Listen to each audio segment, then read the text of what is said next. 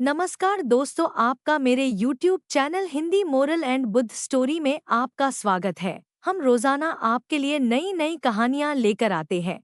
हमारी कहानियों का उद्देश्य मानवीय भावनाओं को ठेस पहुंचाना नहीं, अपितु आपका मनोरंजन करना होता है। आज हम आपके लिए एक और नई कहानी लेकर आए हैं, तो आइए शुरू करते हैं आज की कहानी।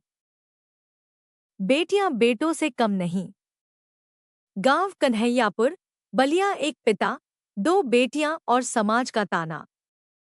राम प्रसाद के घर की दीवारें मिट्टी की थी, मगर सपने पक्के थे। गांव वाले अक्सर तंज कसते, लड़का नहीं है, खेत कौन संभालेगा। लेकिन राम प्रसाद हर बार मुस्कुरा कर कहते, मेरी बेटियां ही मेरा खेत भी संभालेंगी और किस्मत भी। सरिता 16 की थी, अंजलि 14 की। माँ का साया नहीं था, मगर बहनों में एक दूसरे के लिए माँ जैसा प्यार था। सरिता माँ की तरह खाना बनाना सीख गई थी, अंजलि कपड़े सिलना। एक दिन जब खेत में हल चलाते हुए रामप्रसाद की तबीयत बिगड़ गई, सरिता ने पहला बड़ा फैसला लिया। अब खेत मैं संभालूंगी, स्कूल भी जाऊंगी और खेत भी देखूंगी। गांव की लड़कियों को खेत की मेड़ पर भी जाने की इजाजत नहीं थी, मगर सरिता बैल की नाथ पकड़ खड़ी हो गई। सरिता और अंजलि गांव की सरकारी स्कूल में पढ़ती थी। किताबें पुरानी थी, कागज की जगह याददाश्त का सहारा ज्यादा था, मगर मन में एक आग थी। एक दिन मास्टर जी ने पूछा, बड़ी होकर क्या बनना है? सरिता बोली, कलेक्टर। अंजलि बोली, जज। कक्षा में हंसी गूंजी। लड़के बोले, कलेक्टर बनेंगी? तुझे तो खाना भी बनाना नहीं आता ठीक से। मगर दोनों बहनें खामोश नहीं हुईं। सरिता ने इंटर में पूरे जिले में टॉप किया। रामप्रसाद ने पड़ोसी से उधार लेकर उसे लखनऊ भेजा।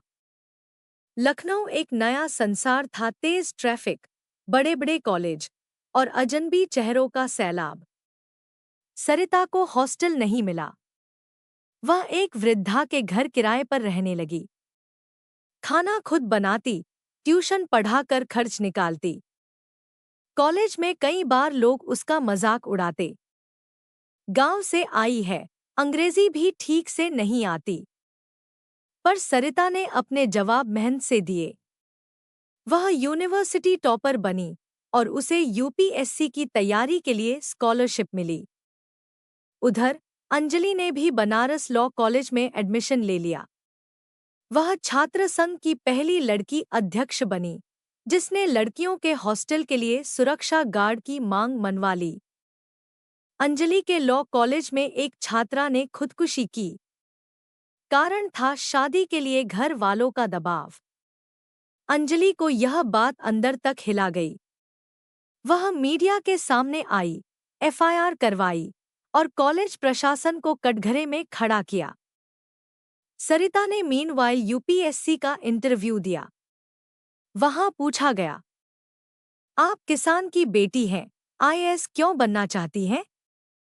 सरिता ने जवाब दिया, ताकि उस किसान की आवाज बन सकूं जो खुद कभी कलेक्टर ऑफिस में दाखिल नहीं हो पाता। उसे सिलेक्शन मिल गया। आईएएस ट्रेनिंग पूरी कर सरिता की पहली पोस्टिंग उन्नाव जिले में हुई। वह नई योजनाएं लेकर आई, हर बेटी को साइकिल, गांव में मुफ्त ट्यूशन, रात का सुरक्षा दस्ते। अंजलि अब एक जानी-मानी वकील बन चुकी थी। उसने घरेलू हिंसा के कई केस लड़े और एक बार तो एक मंत्री के खिलाफ केस जीतकर चर्चा में आ गई। जब दोनों बहनें पहली बार कन्हैयापुर लौटीं, तो गांव वालों ने पहली बार कहा, हमने गलत सोचा था, बेटियां भी बेटों से कहीं आगे निकल सकती हैं।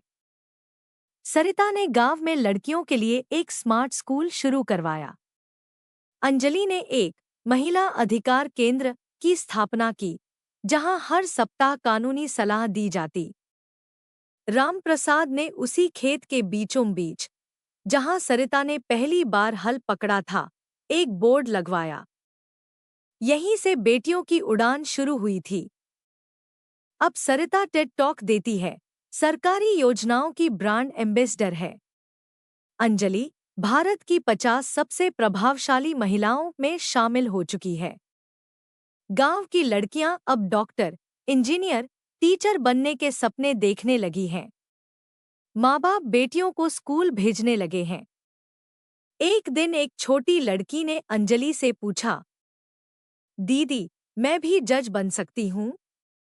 अंजलि ने मुस्कुराकर कहा, बिल्कुल। बेटियां किसी से कम नहीं होती।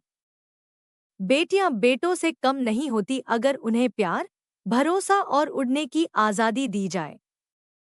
रामप्रसाद की तरह अगर हर पिता बेटी को बेटा माने बिना सिर्फ इंसान माने, तो बेटियां सिर्फ घर नहीं, देश भी संभाल सकती हैं।